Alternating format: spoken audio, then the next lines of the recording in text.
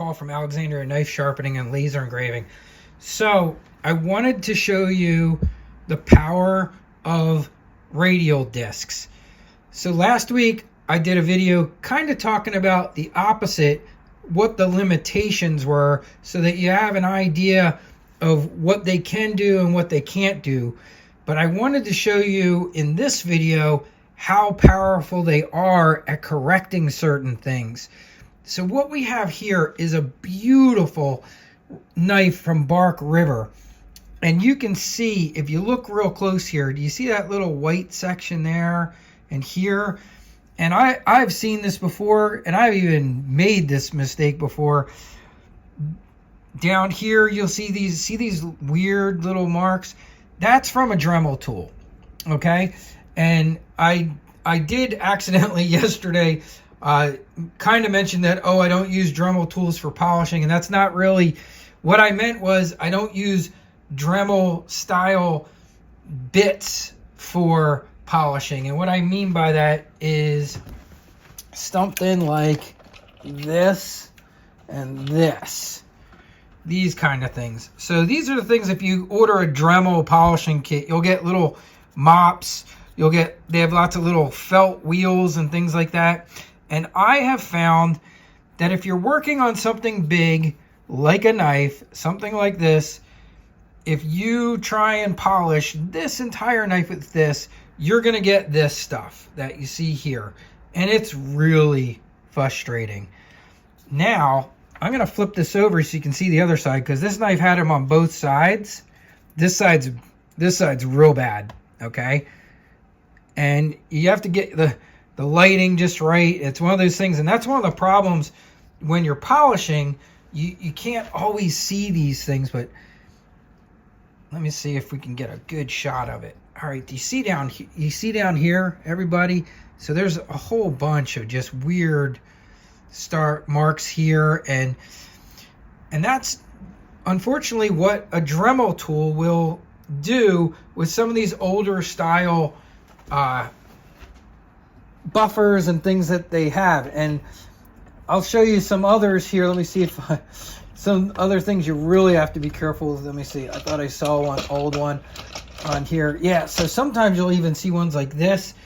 This was a pre-loaded with some type of abrasive on here. Not great for things like knives. I just find them, if you're doing something small, a tiny piece where that Dremel head's going to cover the whole thing, then they're okay. But for something like this, it's just not good, all right? So when I say that I don't use Dremels, I don't mean that I don't use the Dremel tool. I just mean the Dremel style heads. What I do use are radial discs, and I use them a lot. I use them on jewelry buffers, like you can see right here to the left. Here's my jewelry buffer. I have a regular mop on this end, but you'll see I got a whole row of jewelry buffers, and I really love the buffers. But let me show you what we can do with this. All right, so let's come back to this Bark River knife, and I'm gonna back out a little bit, and let's just pick a section here. Okay, so this is not reflection. That is a mark right all up in here, and I'm gonna show you. So this is the 80 grit. This is the most aggressive. This is a Didedco 6-ply 80 grit radial disc. All right, and it's not going fast. This is actually a low speed Fordham, so this is not very fast at all. And another huge tip, no matter what, whenever you're buffing with anything, I don't care, even if it's with radial discs, one of the biggest mistakes people make is spending too much time in one area. Don't hang out and just stay in one spot. You want to be moving all the time, okay? So always keep it moving is the key to not getting burn marks or weird finishes. And can you guys see like how that's starting to come out there? So I'm going to keep working on that. But and this is just the 80, and we're going to go through a progression, but my cable's stuck here. All right. But I want to show you how we can get those funky marks out. Now it's going to take a little work, but it won't take too long. And like I said, this is the most aggressive one. So, but this is a real good way to also show you when we talk about their limits and capabilities, we're talking fine finishing, polishing work when we're at this level. So even though we know all our grits are different, we have like, you know, when we're talking 80 grit, as I mentioned before, on a radial disc abrasive, it is not the same as 80 grit sandpaper. Totally different thing, totally different stuff. But can you guys see how we're bringing back that finish? Like that mark is just up here, it's almost completely gone. Let me find another area to focus on. Okay, so down here, hopefully you guys can see that. Right in here, we got some weird stuff on the tip of this. Let's do a little work down here. And something as nice as these beautiful Bark River knives, I mean, I'm going to go through the full progression. Now here, I want to show you too.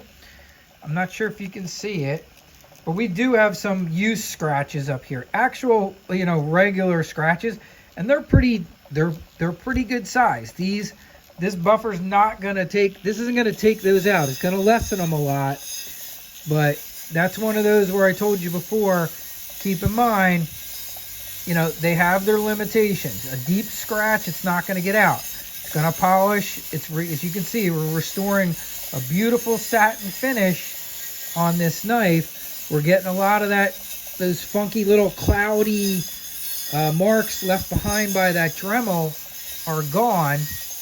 And as we go up in progression, we will get it all out. Like it's going to look great. You guys see that? I mean, look how, I mean, you can just see it's coming. It's coming along. You see how great that looks? Like it's really looking beautiful. We're getting all those marks out. But this is one of those where it's just one of those things you got to work through your progression and work your way up all the way to your last grit that you want, you know, depending on how shiny you want it to be and how you want it to look. You can stop at any level that you want, but you can see we're really starting to get a nice finish here. And I'm not going to do too much close to the handle here, only because the camera's in my way. I'm kind of doing this just for demonstration here, and I'm gonna finish up without the camera in my way because this is a really nice knife, and I just want to make sure that it is done perfectly, especially when I'm working up in here and around the Bark River engraving up top there. But I think you can see the power of that, right? Now, hopefully that showed up real well. Let me just flip over and look, and maybe we'll do one more on the other side just to show you how well that removed all that. But do you guys see that? I mean, look at that. I mean, it just, yeah, there's a little down here I have to hit along the blade edge. And on this side, okay, we got a couple here. I see a few here. So there's a bunch here, down here, and I see some stuff up here. Yeah, right down here needs some work. So let's get in there. Now, as you can see also, the other thing I did here, when I have a really nice knife on my magnetic holder, you can see I put a cloth there. And then actually these are what this knife came wrapped in. And so I just used that. They were just some torn up, what do you call this, microfibers. But that's what I'll usually throw down on here. So let me just see if I can adjust this a little more. I really want you guys to see. Yeah, so right in here, I want to see if we can clean that up. All right, so I'm going to start my tool back up, and I'll just show you this last section.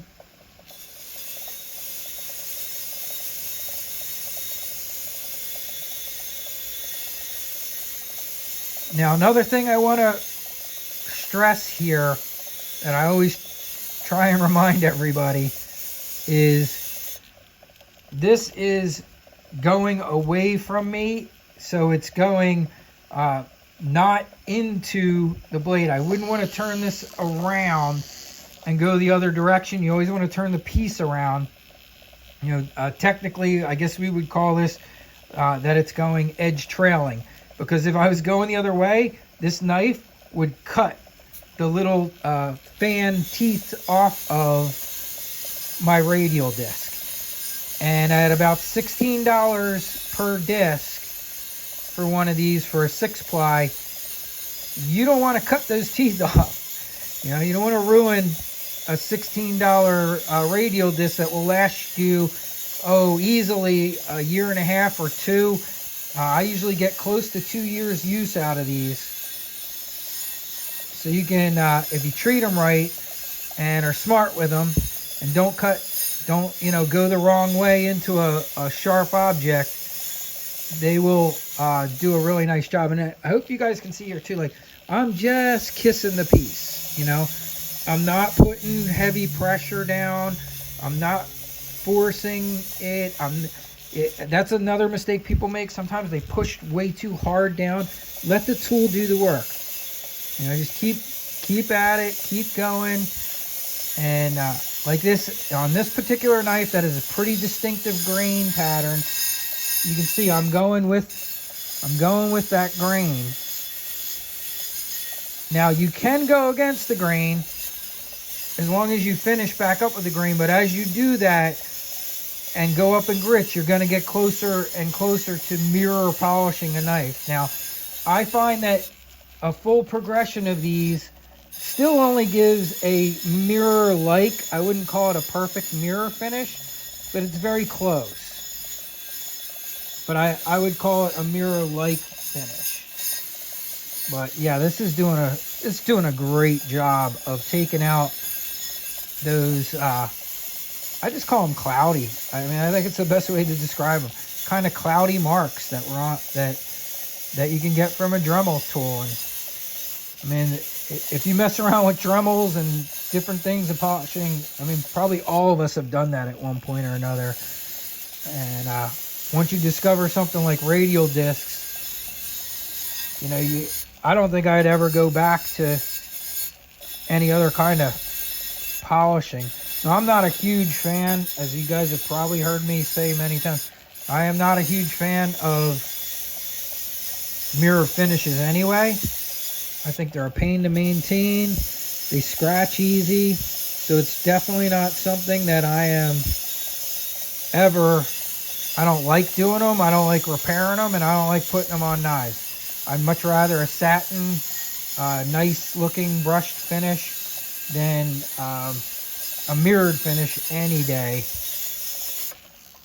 But I think you guys can probably see what a drastic improvement that has done already on that knife. I still see area down here that I want to work more,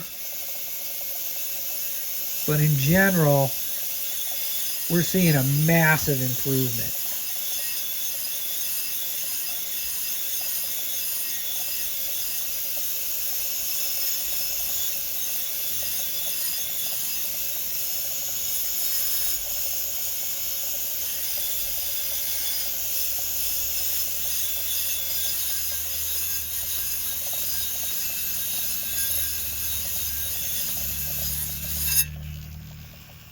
Alrighty, so I hope you guys like that.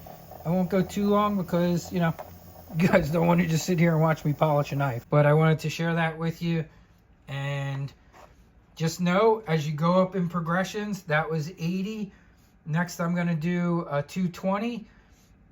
I probably won't take this particular knife up beyond, probably not beyond 400. I don't want to get, I don't want to start mirroring it out. I love the look of it. I just want to restore those nice grain lines in there and make it look nice again and get those cloudy marks out. But I think you can see what the power of a radial disc is. Okay guys, so I did want to show you what it looked like at the end, just so you could see all those crazy cloudy marks are gone. it looks really good. I'm just gonna flip this over so you can see the other side. And here's the other side. So big improvement. And that's the power radial discs. They're just amazing. So just wanted to show you what the full progression. I stopped at 400. So I didn't go any higher than that. I like the look and just wanted to share that with you.